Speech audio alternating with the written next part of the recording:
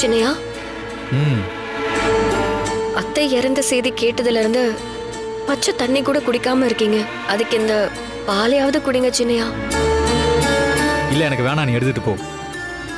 சின்னையா, கொஞ்சம் குடிங்க சின்னையா. குடிங்க சின்னையா, கொஞ்சம் குடிங்க. இப்ப என்ன வேணும் உனக்கு? இந்த பாலை குடிக்கணும் அவ்வளவுதானே? குடு.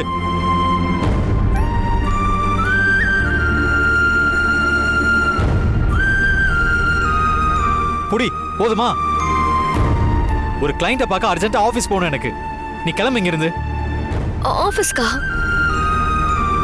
சின்னையா, 16வது நாள் காரியம் முடியற வரைக்கும் நீங்க வெளியில எங்கேயும் போக கூடாது. 16 நாள் நீங்க விரதம் இருக்கணும். இல்ல, நான் ஏன் வெளியே போக கூடாது? எதுக்காக விரதம் இருக்கணும்? அவங்க என்கிட்ட ஒரு நல்ல அம்மாவாவே நடந்துக்கல. அதனால்தான் நான் அவங்களுக்காக விரதம் இருந்து காரியம் பண்ண மாட்டேன். ஏன் சின்னையா இப்படி எல்லாம் பேசுறீங்க? என்ன இருந்தாலும் அவங்க உங்க அம்மா இல்லையா? அம்மாவாம், பெரிய அம்மா. வீணா அன்னைக்கு தெரிஞ்ச உண்மை அம்மாவுக்கும் தெரிஞ்சிருக்கு. அத பத்தி அவங்க என்கிட்ட ஒரு வார்த்தை சொல்லிருக்கலாம் இல்லையா? அவங்க என்ன மகனா நினைச்சிருந்தா கண்டிப்பா என்கிட்ட சொல்லியிருப்பாங்கல்ல. ஆனா அவங்க இது வரைக்கும் சொல்லவே இல்லை. அவங்க நம்ம எல்லாரையும் மொத்தமா ஏமாத்திட்டு போயிட்டாங்க. இறந்ததுக்கு அப்புறம் கோழன்னு பேர் வாங்கி இந்த ஜமீன் குடும்பத்துக்கு கெட்ட பேர் வாங்கி கொடுத்திருக்காங்க. அத்தை எந்த மாதிரியான சூழ்நிலையில இருந்தாங்கன்னு தெரியாதுல்ல சின்னையா.